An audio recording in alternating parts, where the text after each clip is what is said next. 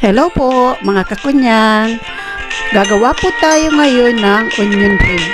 Ang mga sangkap na ating kailangan ay white onion, breadcrumbs, all-purpose flour, milk, cornstarch, egg, baking powder, cayenne powder, chicken powder, salt, and oil.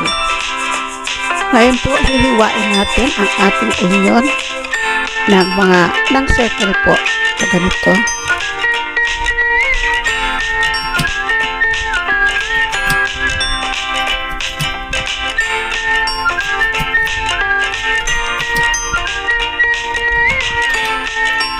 Kukunin ko lang po yung medyo malalaking size. Maliliit, hindi ko na siya gagamitin.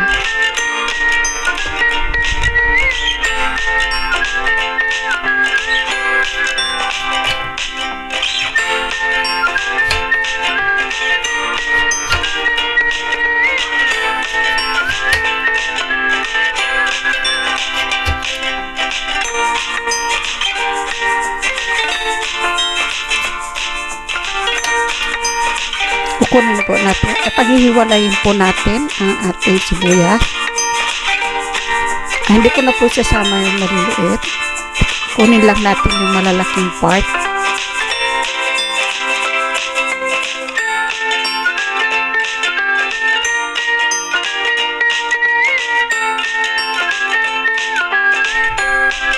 Ito na po ang ating sibuyas. Ganito po yung itsura niya. Yan. And then ngayon naman po, susunod natin ang paghalo ng mga sangkap na ikukut natin sa sibuyas. Ngayon po, paghahaluin natin yung flour, cornstarch, salt, baking powder, chicken powder, and ang cayenne powder. I-mix po natin siya ng maigi.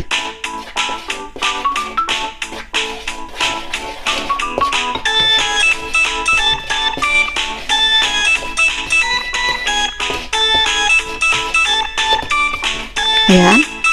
Ngayon naman po, dapat po yung sibuyas, i-dip natin ng i-dip po natin siya ng ganito sa flour. But gusto ko po nang medyo bawasan yung time sa pag-dip ng flour sa pag-dip ng onion sa flour. Gagawa po ako ng paraan na mapabilis yung pag-dip niya. Kumuha po ako ng plastic bag na, and then ilalagay ko po yung flour sa loob nito, and ilalagay ko din po yung sibuyas.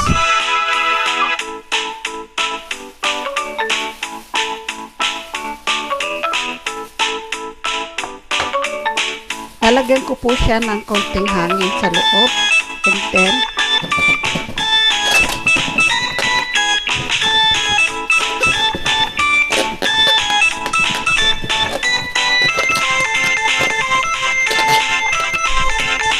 ayan. Siguraduhin po natin na lahat ng sibuyas na-dip natin ng maigi or na-coat siya ng maigi ng flour mixture.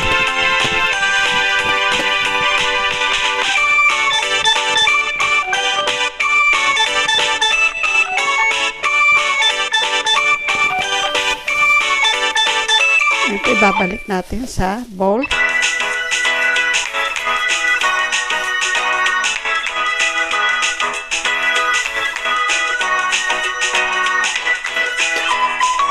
At isi-separate ulit natin yung ating sibuyas.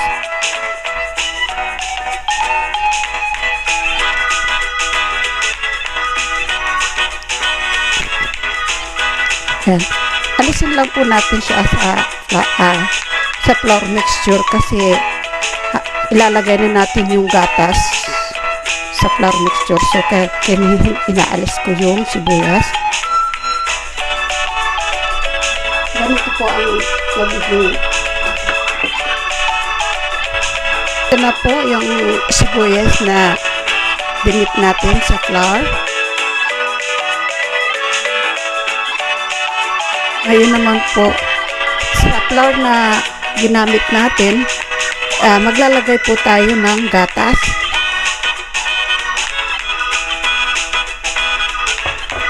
And ng itlog.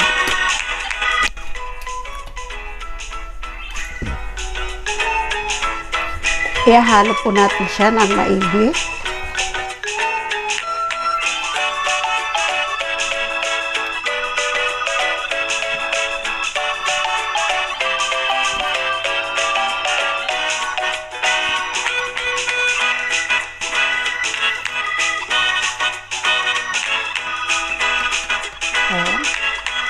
Okay na po ang ating flour mixture. Idip natin yung onion sa flour mixture na ating ginawa.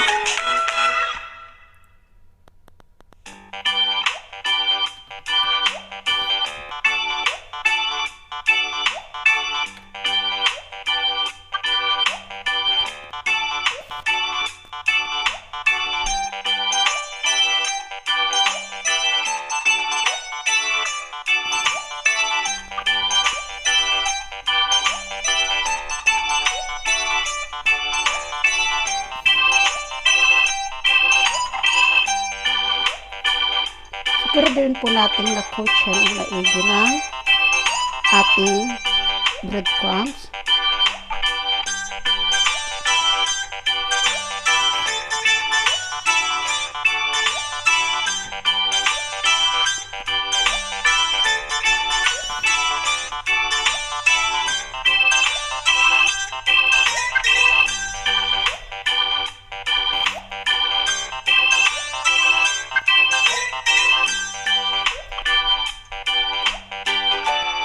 Patuloy lang po natin i-dip yung onion ring sa breadcrumbs hanggang maubos yung ating ginawa.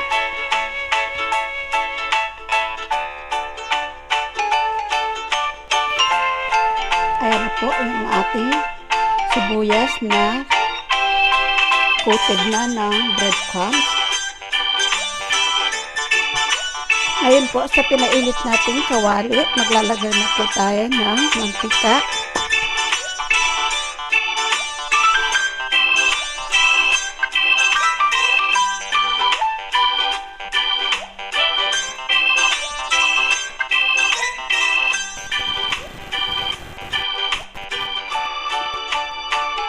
Siguraduhin po natin mag-dip ng maayos yung ating onion sa mantika.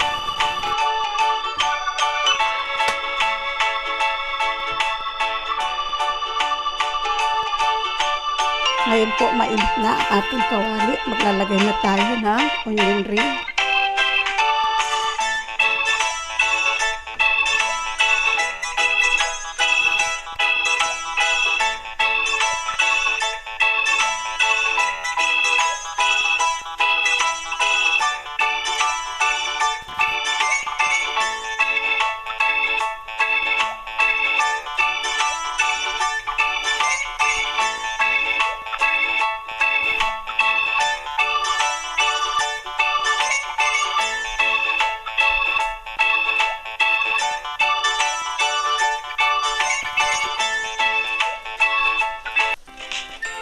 I-turn po natin sa other side.